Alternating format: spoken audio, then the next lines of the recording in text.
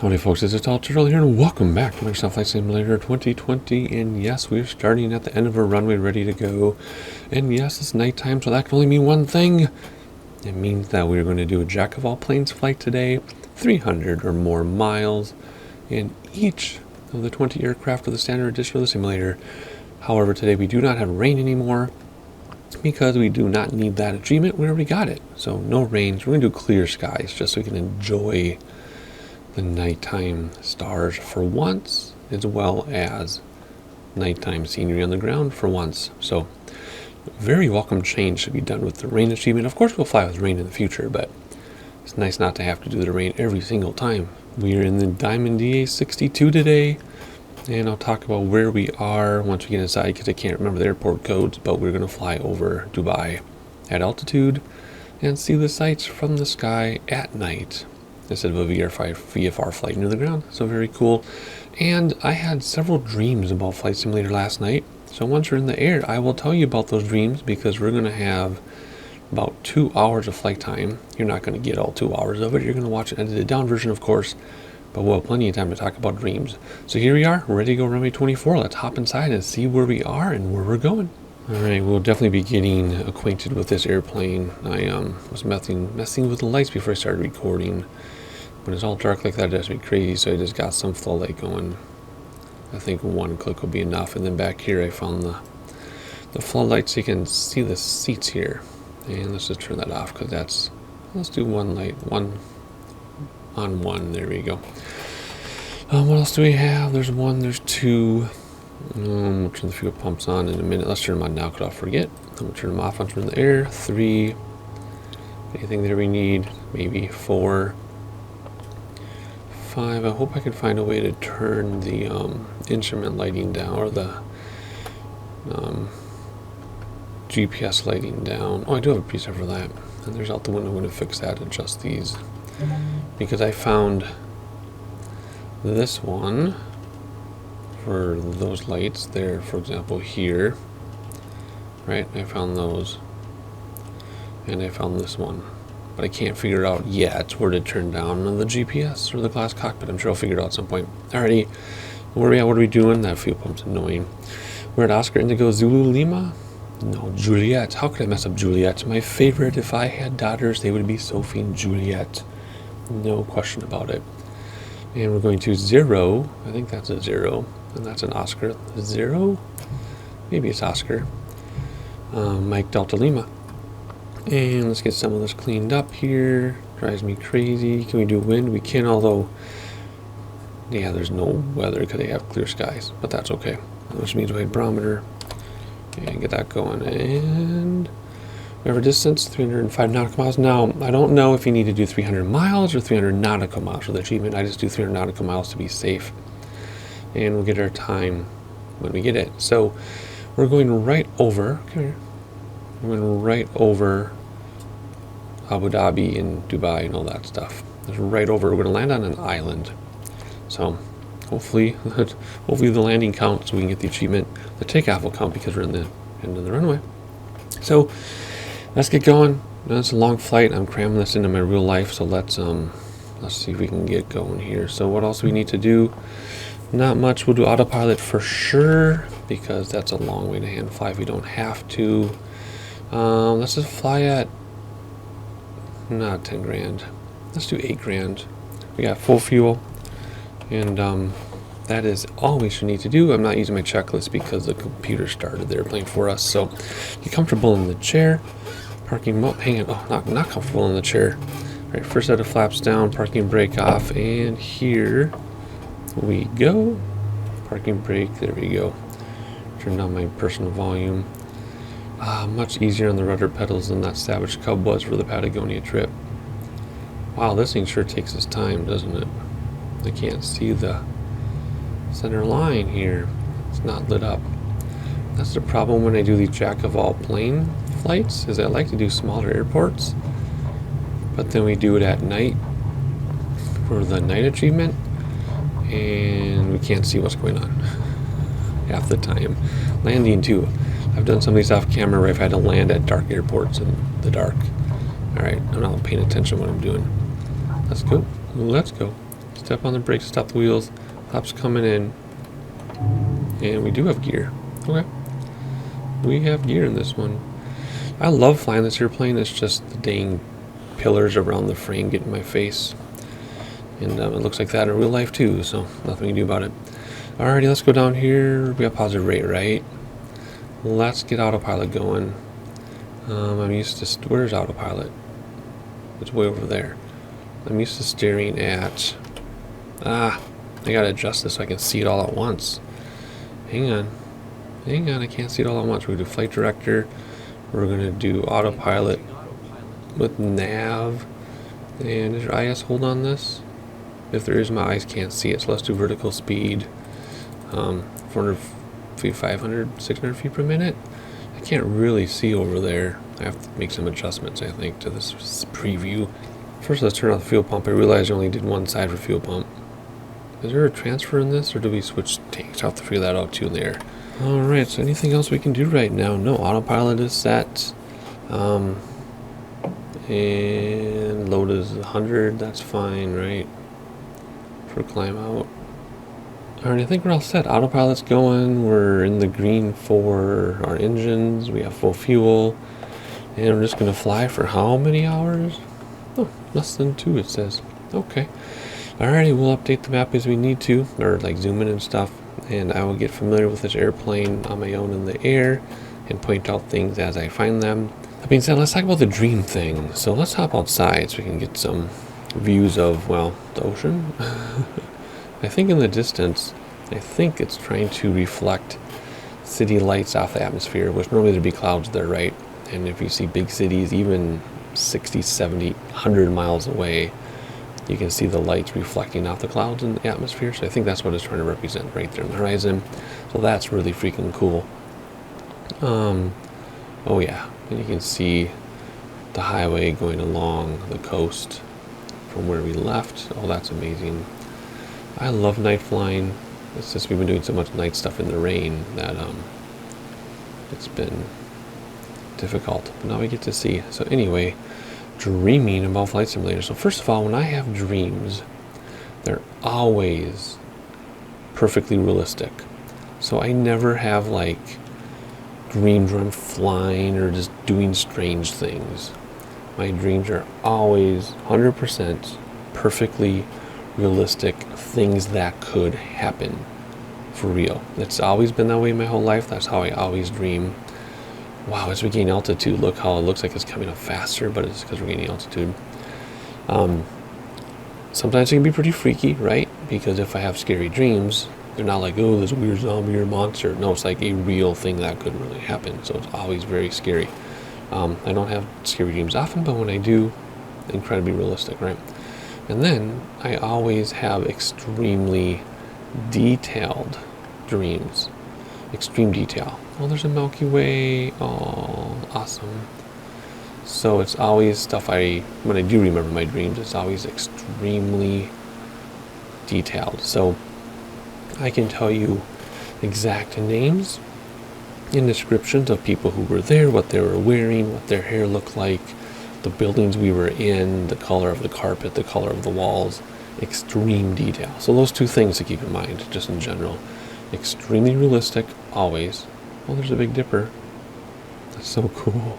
We could do some astronomy stuff. Astronomy simulator. What do you think of that? So always extremely detailed. There's more Milky Way. And always extremely realistic. With this Milky Way thing, I think we'd be able to see it a lot better since we're in the middle of nowhere, but I don't know. I've only seen the Milky Way once. I'll talk about that next too, since you have time. So, I know I'm repeating myself, but that's what we do here. Flight Simulator channel, Turtle channel, getting comfortable in my chair. All right. Always extremely detailed. Always extremely realistic. So, what about my Flight Simulator dreams? Well, I had a couple of them last night. One of them, which I've had a couple times now, is I was dreaming that I was supposed to fly the Icon A5 in real life, which again, totally realistic, right? They really exist, and if I had a pilot's license, I'd get one if I could. I had a dream that I had to fly one from an island to get somebody important, like an important family member. And I was trained by the lady on the YouTube channel who does the training or whatever. And I went up in the air, and I couldn't go faster than 50 miles per hour. I could barely get off the ground. And the reason why was because something had fallen on it, like chunks of ice, and damaged the propeller of the prop. So it just wouldn't go very fast. And hang on, I'm adjusting some more views here. And it just wouldn't go very fast, so I couldn't really go anywhere. I felt stuck, I felt stranded, that type of thing. And I tried to talk to the lady. She's like, no, you should be able to go, quite fast on that thing. I'm like, I'm telling you, it's not going anywhere. I'm stuck at 50 miles an hour, and it keeps losing altitude, and I'm going to have to come back and return it. And so I returned the airplane to her, and she looked at it. She's like, oh, this has been damaged. Let me see if it can be fixed. So her coworker, her repair person, who happened to be a friend of mine, a son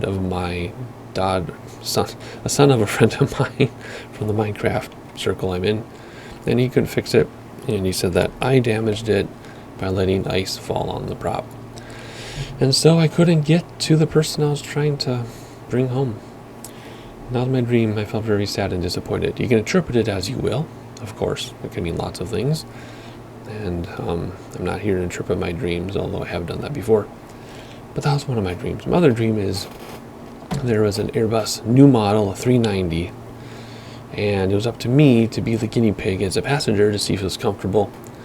So, because they wanted to model it in flight simulator, but I had to be the person that would make sure the cabin was worthy enough.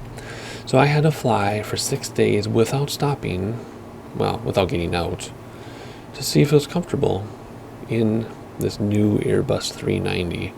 It doesn't want to exist in real life, I don't even know, but so that was miserable and lonely, being in this airplane all by myself. I couldn't even get out when it landed for fuel. For 6 days, stuck in this exactly middle of the airplane, middle row, middle seat. Couldn't even look out the windows for 6 days straight. With all the lights on too, mind you, so very bright and overstimulating and things. And seems like a simple dream, but I'm sure that gets pretty deep if you want to analyze that one. And that was my dream of my other dream. And it did finally get modeled in Flight Simulator in my dream because I approved it. So there you go, my 2 dreams in one night from Flight Simulator. I could go on about other dreams I've had. I have lots of recurring dreams. I dream about work when I'm stressed out, of course, because that's normal when you're stressed out. I'm not going to trip at my dreams here on the Tall Turtle channel, but I do have some pretty good ideas what they mean, of course, as a lot of you can probably figure a lot of them out. But there you go. Wow, we're still climbing to cruise. So there are my dreams with a few distractions about the sky at the same time. So Milky Way story super fast, and then I'll just let you go to sightseeing for a couple hours. There's Orion. Again, the galaxy is in or on Orion's belt. Name that movie. Fun movie. More fun watching it the second time with my kids. I wonder what that constellation is. Alrighty, so Milky Way story. I've always wanted to see the Milky Way with my bare eyes. I'm saying bare because I don't want YouTube to demonetize my channel for saying the bare eye. So I've always wanted to see it with my bare eyes.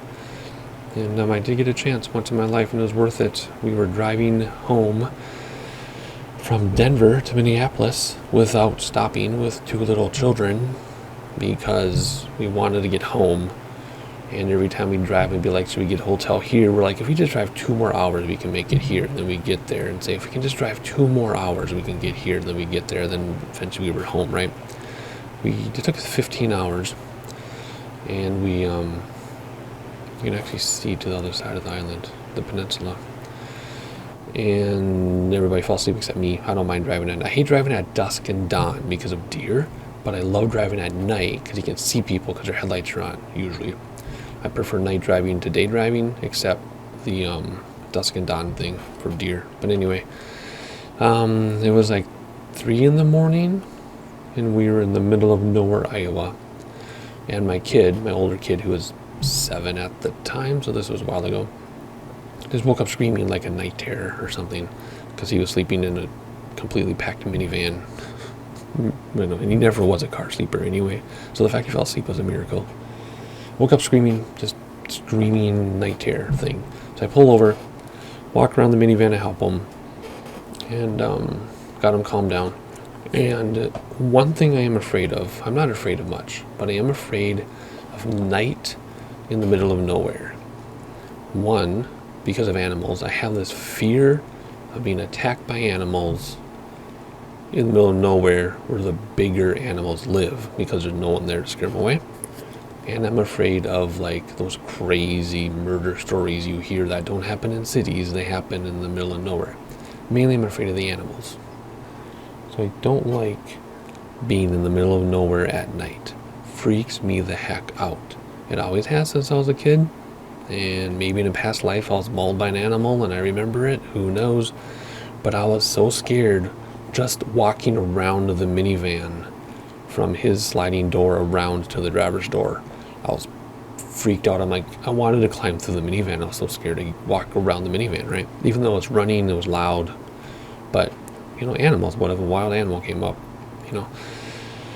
But as I was walking around the van and out of the view of then the lights dimmed inside, then it was dark, right? I looked up and I saw the Milky Way all lit up with my bare eye, and I just sat there for a second while I was trembling in fear of animals, but I was staring at it, and I just was like, wow, this is worth being scared of the animals. This is worth my kid waking up, because if his kid didn't wake up, I would have seen her, right? Because in the car you couldn't get the angle to see it. It was south of us anyway. We were heading north. So if it weren't for his night terror and my wife getting mad at me for driving us all the way without stopping, I wouldn't have seen the Milky Way. And I got to see it. And I'm never going to forget it, because it looked exactly like it does in people's professional photos with extended exposure and all that stuff. It looked better than the photos you see if you Google photos. It was just amazing. And that's all I have to say. I want to see it again, because I want to see it again in different circumstances, but it was absolutely amazing. So anyway, back to the flying. What do we have? We have plenty of fuel. Everything is running in the green. We're at 8,000 feet. I think this is a good altitude for this. 171 knots. And ground speed is 189. No weather to worry about, because we cleared it up because we're sick of the rain. We have a map to show us where we are. We have an hour and 22 minutes left, which means I spoke for like 22 minutes about story time. But if you're new to the Talturo channel, we often do have story time while we fly. I just haven't in a while, because we've been on missions to get these achievements done. So anyway, I don't think I need to do anything else or say anything else. Just hang out until we have an airport in sight.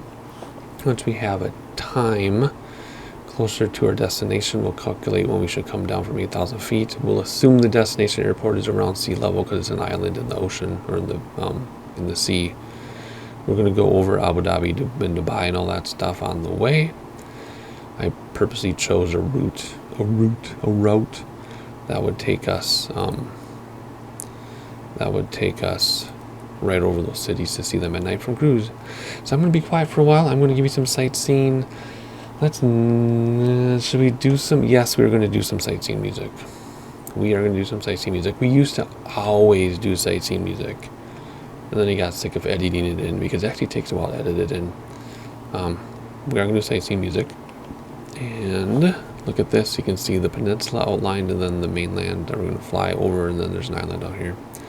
And the city hovering, the lights hovering over. Oh my gosh. Music, sightseeing. I'll see you when I decide to come down. I might jump in for a commentary or two, but I did all my talking already, so I will see you in an hour and a half or so my time.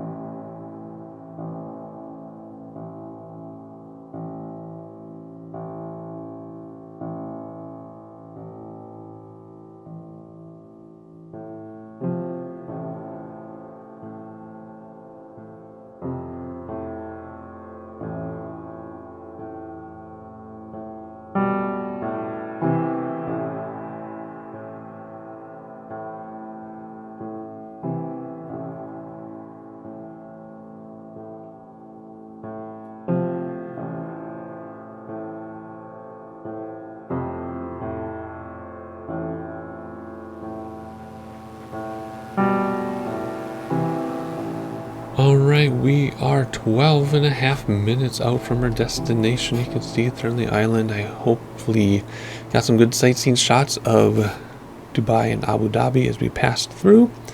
So, don't know much about this airport, if it's towered or anything, but 12 minutes out, and we're going to assume it's about sea level or so. So we have to come down 8,000 feet. I want to stay about 1,000 above as we approach. We can see it, so we want to come down 7,000 feet. If we come down about 800 feet per minute, that would be about now. So let's do a new altitude of 1,000 feet. And we're going to go vertical speed and nose down about 800 feet per minute or so. Let's do 800 feet per minute. We'll keep the throttles firewalled until we get close to overspeed, just to keep our speed up. That'll also make us get there sooner, though. I just thought that through. So let's nose up a little bit to 600. All right, there we go. That'll take care of that. You can see the time going down slightly faster than a second. Otherwise, let's see if we can call the tower yet. Delta Lima. Let's see if we're close enough. Looking through Delta Lima, number 7, right? Delta Lima. Let's see what it says. It's a tower. And we're going to request full stop landing. And let's see what they say. Turtle Soup Tango Sierra 41053, 6 miles east to land. Turtle Soup Tango Sierra 4105 Tower. Fly left traffic, runway 35. Runway 35 is almost due north. So we are going to get close enough. This is left traffic. That would be flying from here, be flying over the airfield and doing left traffic, because if we did left traffic from here, we'd be in the way of departures. So let's go over the airfield. Oh, you know what? That might make it. It might make the simulated ATC kind of mad. It might clear us to land at a weird time. So we're actually going to veer to the left and do like a base from the right. Yeah, we're going to go a little bit backwards. But you can see it there. 9 minutes away. We'll use heading bug in a moment to divert us to the left a little bit. Runway 35. It looks like it's right on the island there. So here we go. Let's do our heading bug to 35. Actually, we'll hand fly it in. So there's 33, 34, and 35, 350 or so. We don't know the exact magnetic heading of the runway, but we'll do that. That way we know where the runway is, orientation. We could use heading bug with autopilot to steer us around, but we're actually just going to fly by hand when we get closer. And there's our island lit up there. Very simple, and making it sound more difficult than it is probably. But let's just keep an eye on the prize here. Let's zoom in one more time. We'll leave it like that. So there you go. I turned off the dome light behind us, so you can't see the person behind us, but we need the lights off so we can see what we're doing. Otherwise, good sightseeing views. You can see some cities off the horizon. They're lighting up the sky, although there isn't anything for a long way. But the big thing I found awesome was the red moonrise, which is, whoa, that looks awesome. Even better than it did during the sightseeing when we went over Dubai and it started rising. It was neat to see it on the horizon, but it was even more awesome to see it reflect off the water like that. That is a really cool effect. And we did pass Abu Dhabi, although we're kind of far away from it, but there it is in the middle of your screen. Anyway, that's where we are in the world. If you're wondering where exactly we are, there's an airplane. You can barely make it out, but well, hopefully our pilots aren't making out. But there we go. Alrighty, let's see. Let's put that away and let's hop back inside. And I will see you basically in a couple minutes here when we take over by hand to divert to the left to land against their instructions, which is left traffic pattern. We'll kind of do the bottom half of a right traffic pattern. Okay, see you in a moment.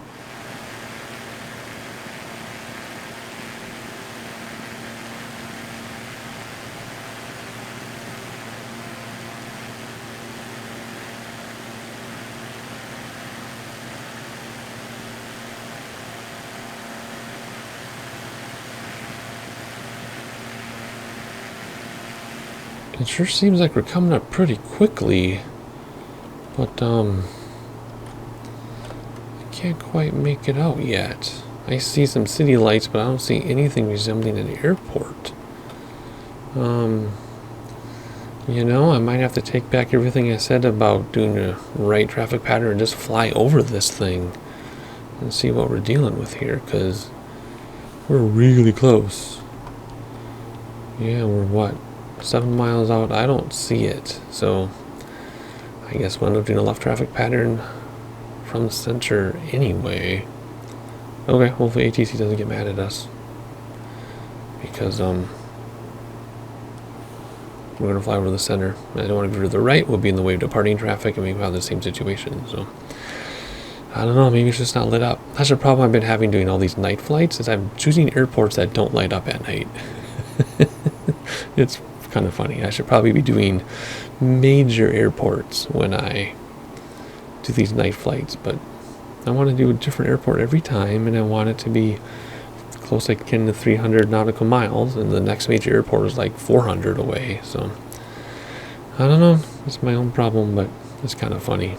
We better slow down our descent so we cross at 1,500 feet or so. Let's just slow that down. Alright, we're about to cross over, and I still don't see anything. So I don't quite understand where this airport is. So we're just going to have a look here as we cross over. Oh, there's something lit up on the ground. Is it that building right there? It must be that building right there. And maybe the runway will light up if we go in the right angle. Maybe. I see aircraft, and I see a building. Okay, so the runway is east of the aircraft in the building. Okay, well, let's use that then. Let's hop inside. Let's dismantle our autopilot if I can find the right preset. Where is it?